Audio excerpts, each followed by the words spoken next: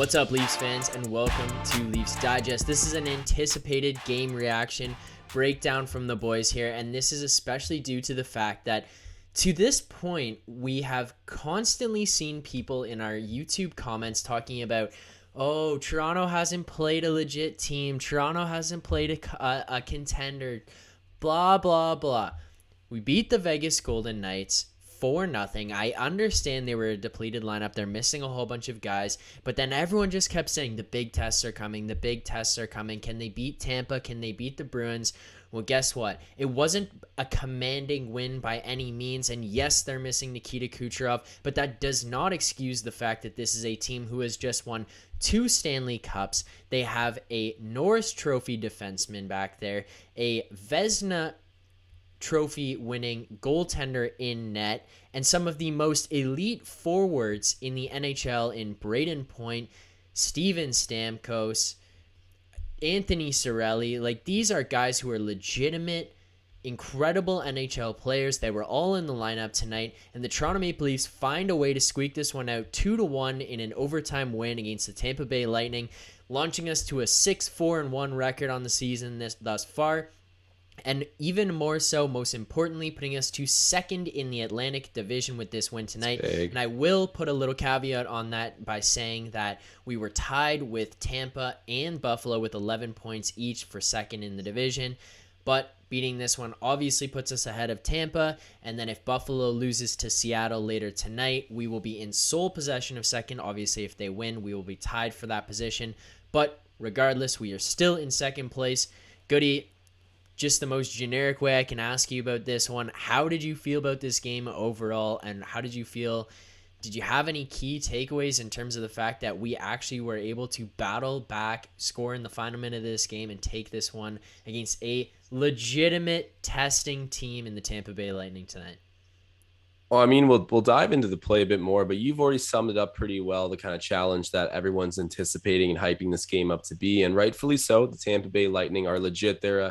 You can give them the term mini dynasty for sure.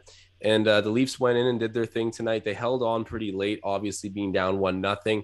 They were out shooting Tampa. So I felt like this was maybe going to end up being one of those games where you pretty much outplay the opposing team, but end up losing because of a stellar night from the opposing goaltender. We saw that pretty early happening to the Leafs pretty often. We were finally out shooting and playing, I don't want to say the right way, but a little bit of a refined way, and it wasn't rewarding us. But now it is. Our star power is kicking in. You know, obviously Johnny T tying up the game late, some theatrics from the captain. That's right on point. And then William Nylander. An assist from Matthews and Marner on that one as well. Exactly. The top six getting their hands in there. And then you have William Nylander with a big rip coming cross ice from Matthews. This was just a cherry on top to end the game, man. Overall, a very fun game. Big test for the Leafs. What people saying Kucherov out, yeah, that's a valid point, but at the end of the day, you can only play who's in front of you, and the Leafs are hot, and they're winning a bunch in a row right now. I do want to jump in there, too, and say, like, you mentioned the top six, and more specifically, like, I'll throw that name out there of the core 4 guys getting themselves on the board and contributing to a game. I think this is an important one for them to actually see that contribution and for us to see that contribution from them, because it's so often that we see Matthews 2 goals, Marner a goal, Tavares, Nylander scoring goals, and it's in some blowout win against a crappy team like last year when we played the Vancouver Canucks or the Ottawa Senators, and not to like dump on them, but last year they weren't very good teams. That's the reality of the situation. But you'd have these big nights where the team absolutely blows up and these guys go off, but you still come away from it like, okay, well, can these guys contribute in a game that really matters? Will you go into tonight? Yes, it's a regular season game. It's the 11th game of the season. I get it. In the grand scheme of things, it's not that important. But when you're playing a top-end team, a team that's going to, yet again, compete for the Stanley Cup, they've just won 2, a team that clearly knows how to play playoff hockey all around, top to bottom throughout their lineup, this is a situation that becomes really important to see those guys show out. And even more so, for them to actually continue to battle through until the last minutes of the game, the last seconds of the game, tie that one up late. As I mentioned, Matthews and Marner assisting on Tavares' goal, and then as you said, Matthews assisting on Nylander's goal. It's like, this is the perfect storm of, we have a great team game all around. We fight all the way back. We play solid defensive playoff hockey, not giving up insane chances here or there. There was a few in the third period. We can talk about that a little later on, but like it wasn't ridiculous, and we did tighten things up, and you played a proper brand of hockey all the way through, and then the big boys get on the board, and that is how you win games. Like, you look at Tampa having the success that they've had in years past. Yeah, they have guys chip in, Ross Colton scoring goals, Pat Maroon scoring goals here and there, and it happens. You need those guys to contribute, but the guys that are going to win you games are the big boys. It's the Kucherovs, the Stamkos, the Points, the Hedmans, and that's what you need from the Toronto Maple Leafs. Yeah, we've seen a lot of 180s. It's been for the past while now. The main issue has been the top six. That's not a mystery. We've ranted about it, and it's been rightful criticism. But at this point, seeing them right the wrongs is timely, because we were getting to the point there where something had to give, something had to blow up. And it's nice too to see puck luck taking a little bit more of a drop in our favor, because I don't want to, throw up accountability in the air here. Definitely the Leafs haven't been playing up to par early in the season.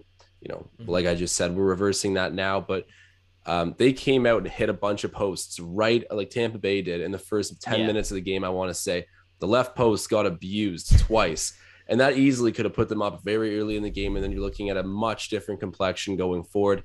Thankfully, it stayed at 0-0. Obviously, eventually Tampa did get on the board. We got bailed out early, though, with some posts and good play by Jack Campbell. I'm just overall happy to see it not end up like a game where, like Pittsburgh 7-1, right, with bad puck luck. So we're getting a little bit more of even follow the puck. I'm talking about something that isn't real here, right? It's just a perceived thing in the game. But seriously, to get a little bit of benefit of the doubt there with the puck not going in the net early, giving you a second chance, and then capitalizing on that. Big kudos to the Leafs, man. It is a gut check W, and it's just nice to see everything taking a bit of a 180, because it was getting painful. Well, and you mentioned the puck not going in the net early there for Tampa, them scoring. I think that just ties into what I'm actually going to throw to for the power play of the day. This guy, I honestly, like, every single game, I think he deserves or could deserve the power play of the day. And I think it's one of those like cop-out ones where, like, when you go to a minor hockey tournament and you win a close game like 2-0 or something, and they just throw like the MVP of the player of the game to the attendee. It doesn't even matter what he did. They just like, oh, you got a shutout, or you let in only one goal, and they just give it like a courtesy one. I almost feel like I could be doing that every time for this guy. But Jack Campbell's going to win my power play of the day, and I think it is more than deserving. I think it's more than just a participation medal in this one.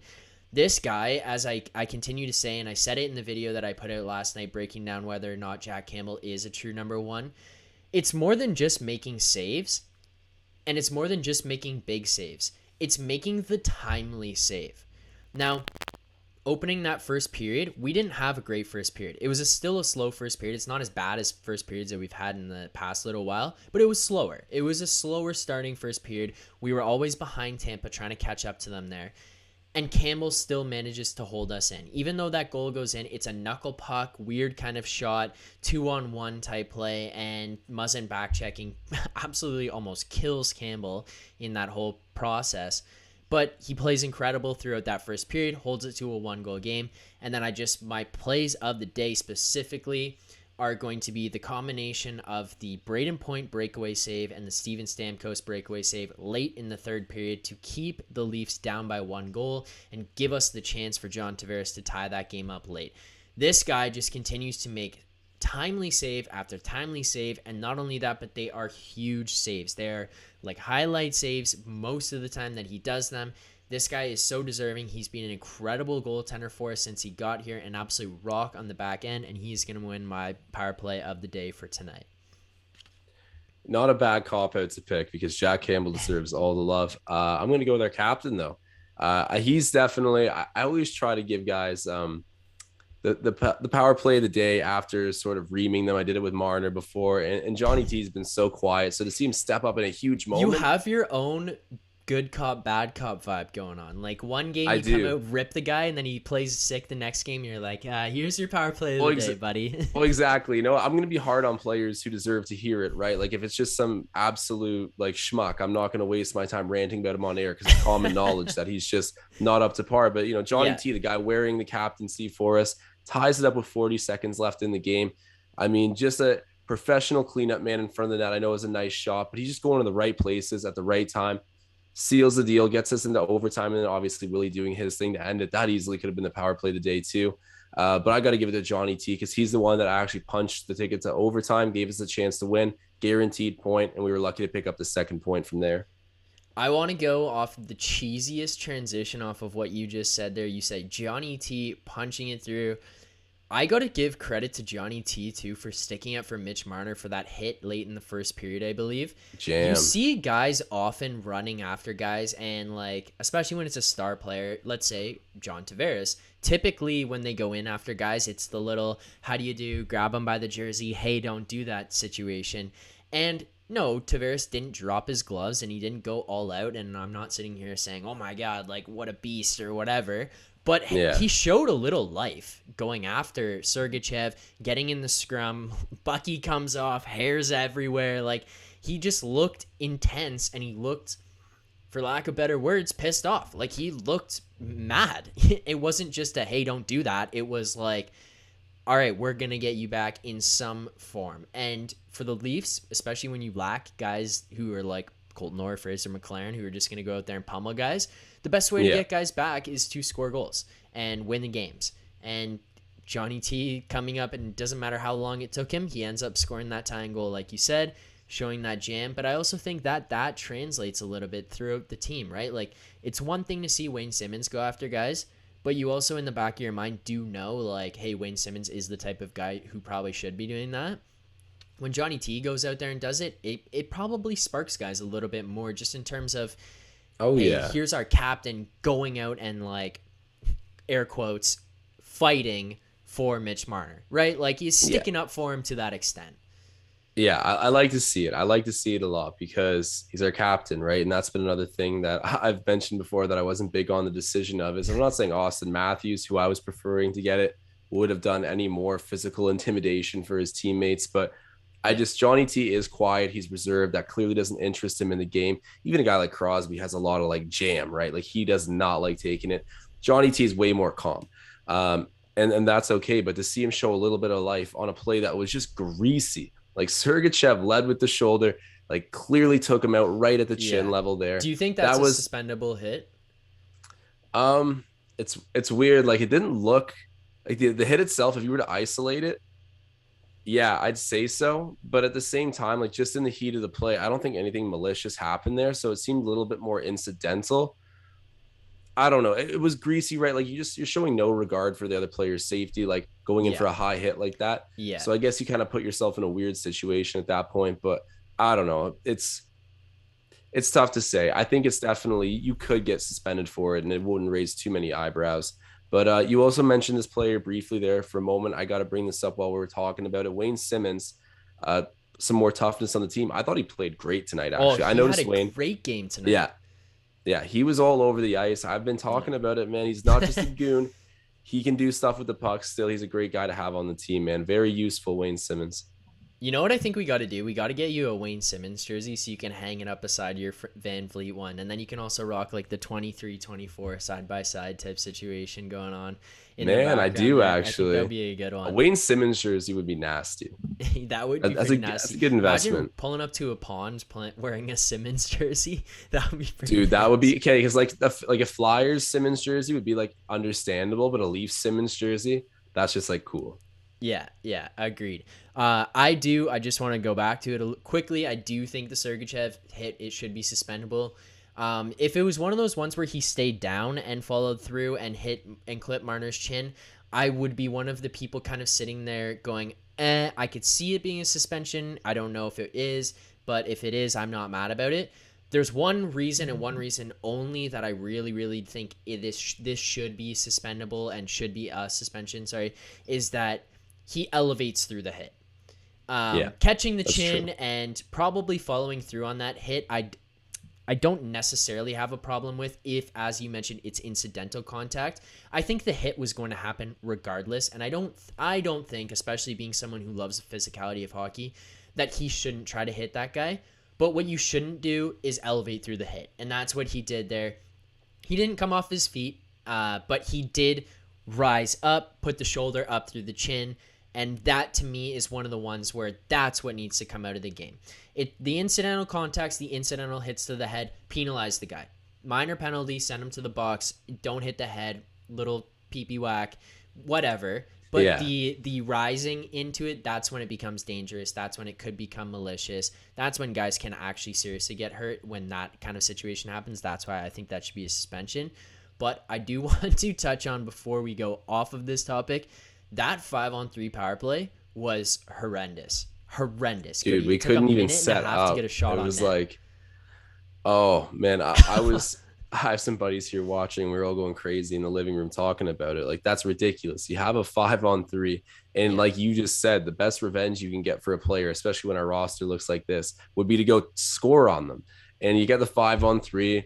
Marner just got dummied to the ice, and you don't convert on it. And also an interesting thing too, one of the announcers on the TV, I don't know if you caught this, I can't remember exactly which commentator it was, but was wondering why Marner got hit in the head and then continued to stay out there. Like, sounded mad, almost like the Leafs were hurting something in the game of hockey here by putting Marner, Yeah. like keeping him out there right after that hit.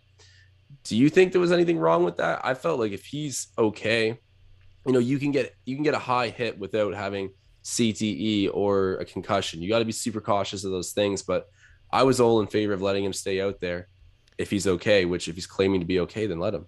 Yeah, no, I know what you were talking about. So I believe it was a combination of Ray Ferraro and Gord Miller both kind of making that Yeah, statement. I think And it it was was a Gord Miller result. who eventually said it. Like, Yeah, and it was a result of they were reading the lips of John Cooper asking why Marner was staying in the game. And my interpretation okay, of it was that it wasn't because they thought he was injured or that was the result of the play, so he should be off the ice. I think they were more so calling into question the league's protocols regarding the concussion spotters. right? Yeah, yeah, Because yeah. in reality, that probably is the type of hit that the concussion spotters should be calling down. I agree with you in terms of, like, if he's good, if he feels fine, okay, like, let him Hmm. stay. But that's kind of where it gets into that gray area of, like, the player could just say they're fine. And Yeah. the concussion spotters are supposed to be there to be the intermediate, like, in between guy, to be, hey, no, get that guy out of here. Let's get him checked before we allow him to continue, because that Hmm. was a hit to the head. And I think they were more so calling into question the protocols by the Yeah, league, that less makes than the that makes Leafs more or Marner. sense. I caught that. I caught those comments a little bit out of context, but still an interesting conversation nonetheless, because that Yeah. is something that, even you see the replay of the hit, it would make sense for a concussion spotter to flag that down. Yeah, especially, right, like, it's that clear contact to the chin and stuff. I think it's, again, just more of the protocols in place, as opposed to, I think that was even kind of where John Cooper was coming from, like, hey, why is the concussion spotter not pulling this guy? I don't even think, Hmm. like, when I first saw it, I thought they were questioning the head contact penalty, and I think they fully were just like, yeah, like, he obliterated his head, but, like, why is this guy not being pulled? Like, this guy's seeing stars out there right now.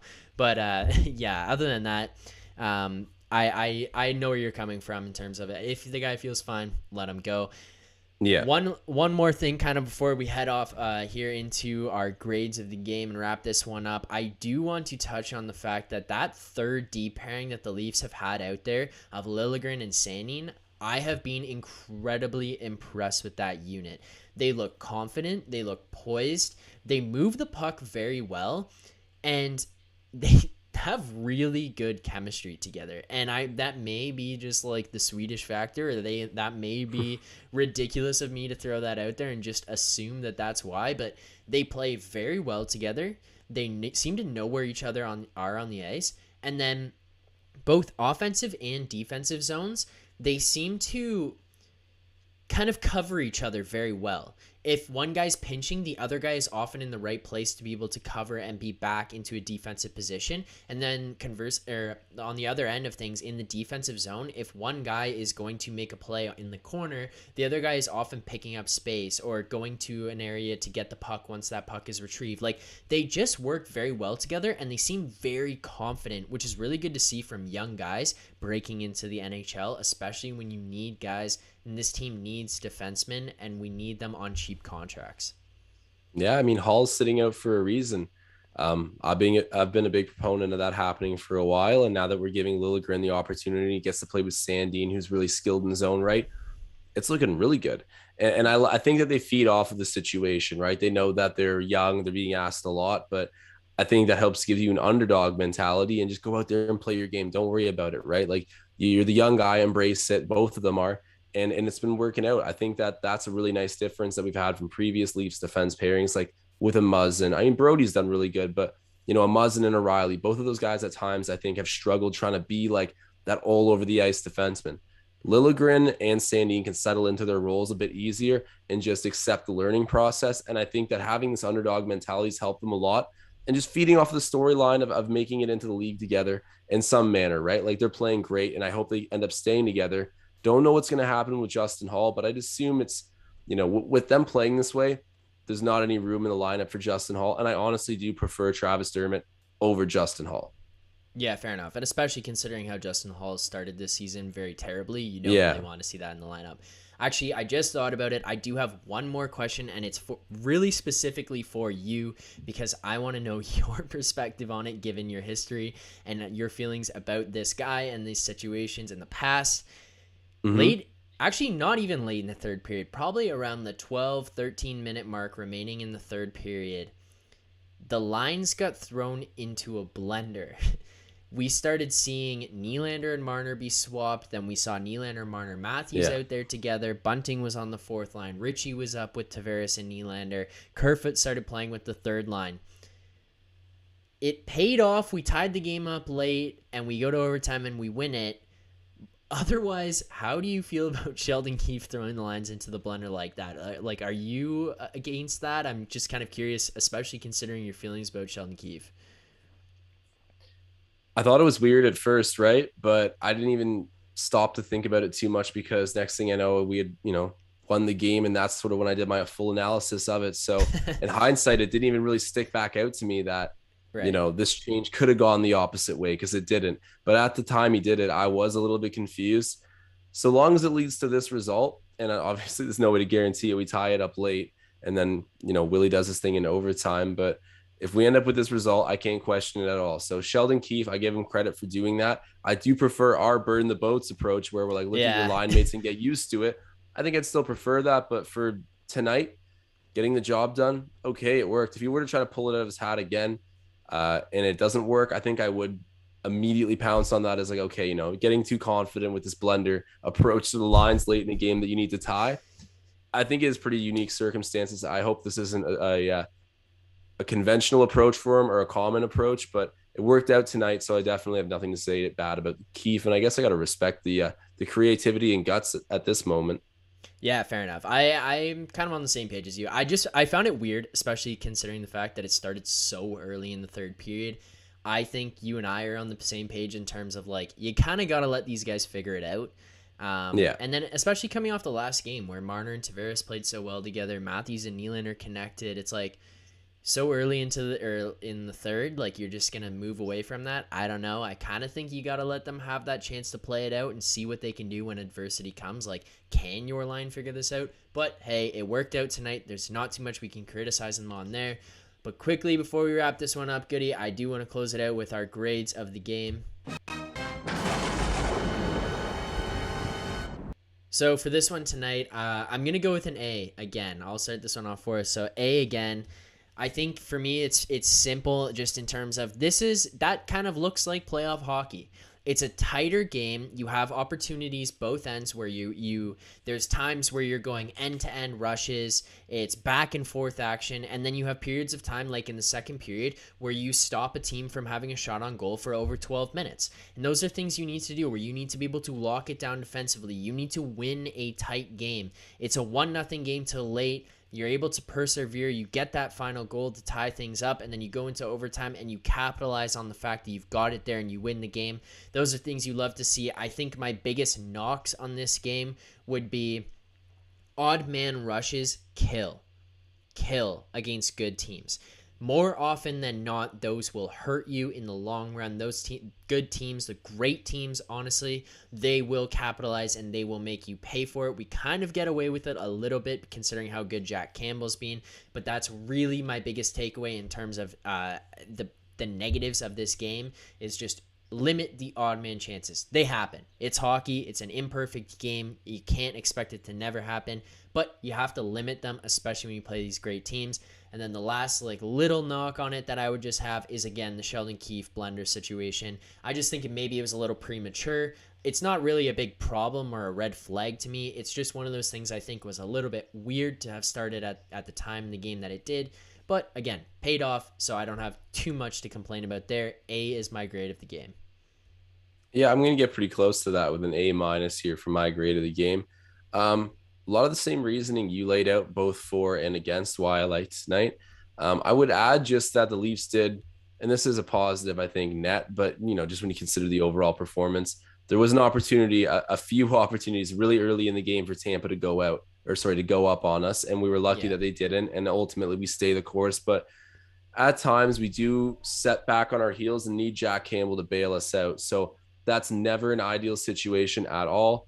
And you know what, we get the win regardless, so it doesn't matter. And overall, I'm really happy about it. But Jack Campbell needing to do a little bit more than I would hope early in the game. But from there, we were all good. And Sheldon Keefe, I think it was weird that he did that. At the time, I thought it was weird, but winning forgives all, right? Like I wasn't even coming into this podcast thinking about that. So overall, a great effort from the Leafs. Well, there you have it. The Toronto Maple Leafs beat the Tampa Bay Lightning 2-1 in overtime. A comeback victory, a late dramatic one. Goals from John Tavares and William Nylander, all the big boys getting on the board tonight. We move to 6-4-1 on the season and grab second place in the Atlantic, leapfrogging the Tampa Bay Lightning in tonight's game. Jack Campbell gets himself 24 saves, 1 goal against, and a .960 save percentage to just continue his amazing run here in Toronto. Another home win and a tight one. He had some amazing saves tonight. The fourth line looked incredible. The top two lines get themselves on the board, as I mentioned, and that third line, again, they stay quiet, which is all we've asked for them so far this year. But hey, things are looking good right now. We are on a roll. Now we just got to keep it going. So we will see you guys after the next game, Saturday, November 6th at 7 p.m. against the Boston Bruins. I'm looking forward to it. It's going to be a big rivalry one. Hopefully we can pull this one out. I have faith, Leafs fans. Hopefully you guys keep believing. Signing off.